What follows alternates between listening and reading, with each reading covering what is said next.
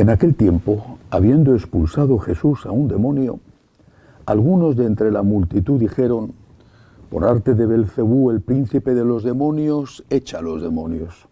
Otros, para ponerlo a prueba, le pedían un signo del cielo. Él, conociendo sus pensamientos, les dijo: todo reino dividido contra sí mismo va a la ruina y cae casa tras casa. Si pues también Satanás se ha dividido contra sí mismo, ¿cómo se mantendrá su reino? Pues vosotros decís que yo echo los demonios con el poder de Belcebú. Pero si yo echo los demonios con el poder de Belcebú, vuestros hijos, ¿por arte de quién los echan? Por eso ellos mismos serán vuestros jueces. Pero si yo echo los demonios con el dedo de Dios, entonces es que el reino de Dios ha llegado a vosotros. Cuando un hombre fuerte y bien armado guarda su palacio, sus bienes están seguros. Pero cuando otro más fuerte lo asalta y lo vence, le quita las armas de que se fiaba y reparte su botín. El que no está conmigo, está contra mí. El que no recoge conmigo, desparrama.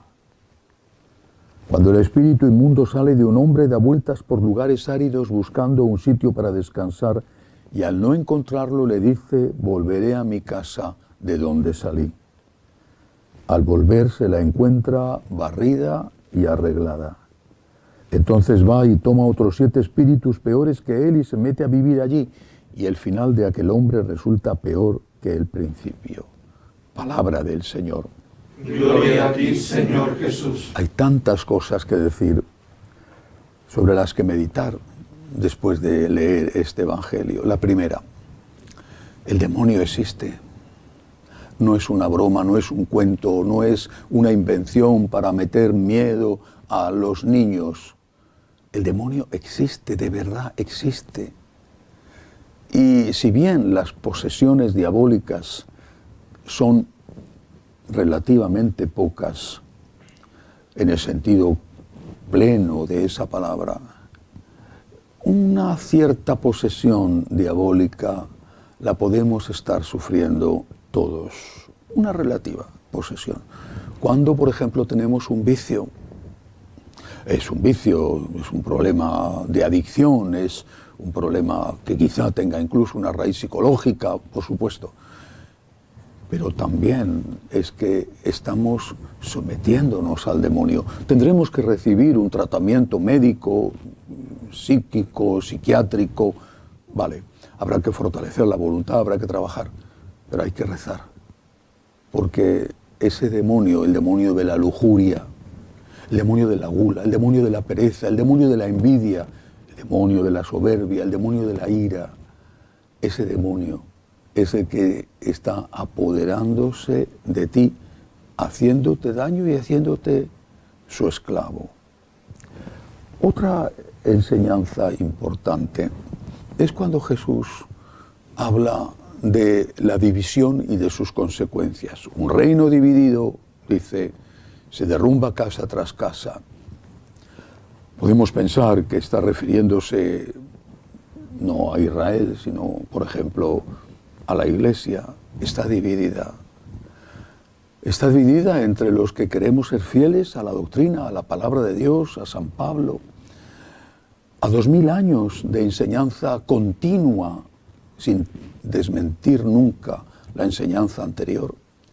Y los que dicen que hay que escuchar al mundo y que hay que reinterpretar, incluso olvidar parte de esa enseñanza, cuando no coincide con lo que el mundo nos reclama.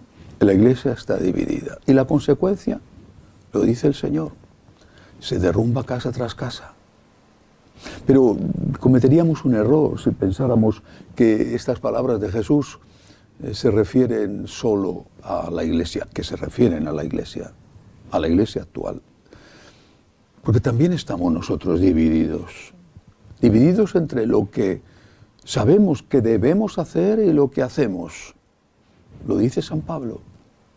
Muchas veces lo que quiero hacer no lo hago y hago lo que no quiero. Y en otra ocasión dice: llevo este tesoro, el Evangelio, en una vasija de barro. Creo que una persona normal, no un ciego por la soberbia, sino una persona normal, se da cuenta de que esas palabras de San Pablo se realizan en él y que eso es una división. Lo que quiero hacer no lo hago y hago lo que no quiero. Hay una división en nosotros. Y se derrumba casa tras casa significa lo que afirma ese antiguo refrán. Si no vives como piensas, terminarás por pensar como vives. Cuando estás dividido y no luchas, terminas por convencerte a ti mismo de que lo que haces no es tan malo, sobre todo si lo hacen muchos, si está de moda. Esto no es tan malo, es la Iglesia la que tiene que cambiar. No hace mucho pensabas de otra manera y poco a poco te has ido rindiendo. No hace mucho pensabas pues que el aborto era horrible y ahora ya empiezas a justificarlo en determinados casos. No hace mucho pensabas que la eutanasia era un crimen y ahora ya empiezas a justificarlo en algunos casos. No hace mucho pensabas que no se podía comulgar en pecado mortal y ahora ya empiezas a decir que, bueno, depende, las circunstancias son las que marcan si es o no un pecado mortal. Si no vives como piensas, terminarás por pensar como vives. Y esto nos pasa a todos, es una trampa que nos tiende el demonio. Y es una trampa que no solamente nos tiende a nivel individual, sino a nivel colectivo. ¿Cuántos? Ellos lo sabrán. Pero ¿cuántos de estos que dicen hay que adaptarse al mundo y hay que aprobar tal o cual comportamiento, cuántos están haciéndolo para justificar su conciencia, para que su conciencia no les remuerda, para no tener que cambiar su comportamiento y poder seguir haciendo delante de su conciencia, que ya la han domesticado, y delante del mundo que están intentando, de la Iglesia que están intentando domesticar, para poder seguir haciendo esas cosas que siguen haciendo a ocultas, pero que ahora quieren hacerlas a la luz del día? Un reino en guerra civil se derrumba casa tras casa. Si no vives como piensas, terminarás por pensar como vives. Poco a poco irás haciendo que tu conciencia se convierta no en la señora de la casa, sino en la esclava dócil que te dice amén, sí, a todo lo que tú quieres que te diga. Pidámosle al Señor que este tipo de demonio tan astuto y tan terrible no se apodere de nosotros. El demonio se puede expulsar, lo expulsó Jesús, pero hace falta honestidad, oración, sacrificio y querer cambiar. Que así sea.